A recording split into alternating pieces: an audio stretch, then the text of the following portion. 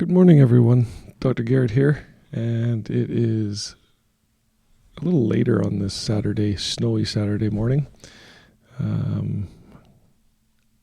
Today's reading is called Maximizing Your Potential, and I would recommend that you all really listen to this reading, re-listen, listen again, and really let it sink in what it's saying.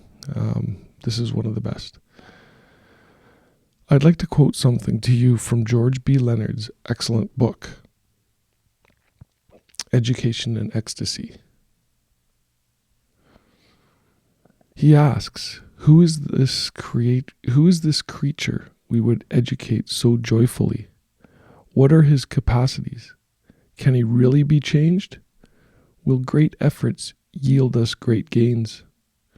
History tells us more than we want to know about what is wrong with man, and we can hardly turn a page in the daily press without learning the specific time, place, and name of evil. But perhaps the most pervasive evil of all rarely appears in the news.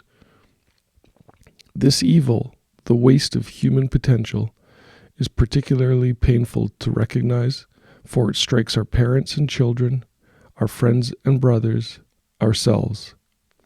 James Agee wrote, "I believe that every human being is potentially capable, within his limits, of fully realizing his potentialities, that this, his being cheated and choked of it, is infinitely the ghastliest, commonest, and most inclusive of all the crimes of which the human world can accuse itself. I know only that murder is being done against nearly every individual on the planet. To doubt is less painful than to rage. Throughout much of history, the safe, the authoritative, the official viewpoint has pronounced man limited, flawed, and essentially unchangeable. Each age has found ways of comforting men with pessimism. Accept limits, the wise man say, to keep from overreaching yourselves or going mad with hope. But hope and the awareness of wasted potential have never really faded from consciousness. Ever since the race of man first learned to wonder, men have been haunted by this irrepressible dream that the limits of human ability lie beyond the boundaries of the imagination, that every human being uses only a tiny fraction of his abilities, that there must be some way for everyone to achieve far more of what is truly his to achieve. History's greatest prophets, mystics and saints have dreamed even more boldly, saying that all men are somehow one with God. The dream has survived history's failures, ironies, and uneven triumphs, sustained more by intuition than by what our scientific nationalists society calls facts. Now, however, the facts are beginning to come in. Science has at last turned its attention to the central question of human capability, has begun the search for a technology as well as a science of the human potential.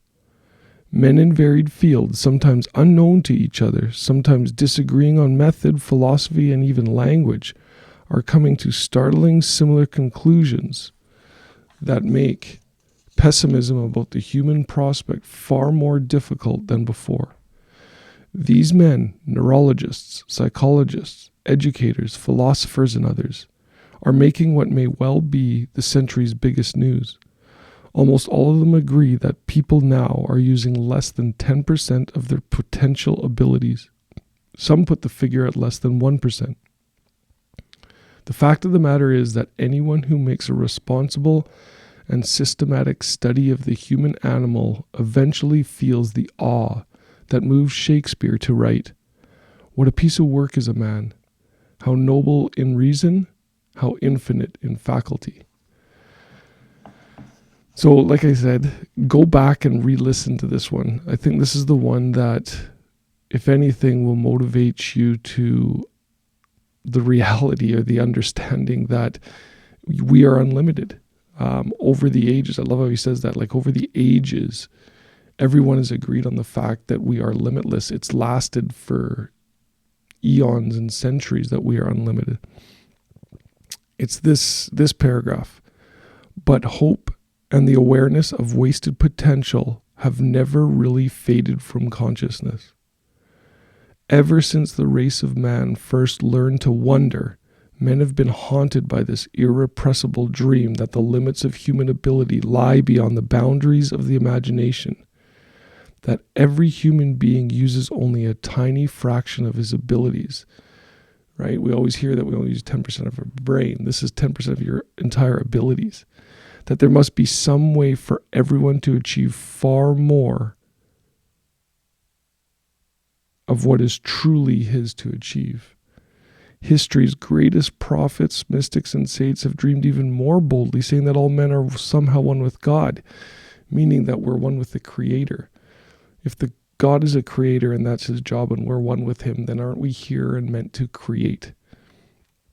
Create your dream life, right? Create your experiences. Create that which what you want. The dream has survived history's failures, ironies, and uneven triumphs, sustained more by intuition than by what our scientific nationalist society calls facts. So even when the facts come in, right, this belief that we're only using a small portion of our abilities has always lived through the ages. So now as we start to, transcend that understanding, we're now realizing there are, formulas and strategies in which to utilize more of our abilities. So that's the search, that's the understanding, that's what we teach the people that we work with, right? So reality of it is you got to believe that you're unlimited. You can have anything you want. If we're one with the Creator, then we're here meant to create. All right? So go have an amazing Saturday. Enjoy the wonderful snow that's out there. Go play in it a bit. Enjoy your weekend, and we will be here Sunday, tomorrow, for another reading. This is Dr. Garrett. Nice to see you all this morning. Bye.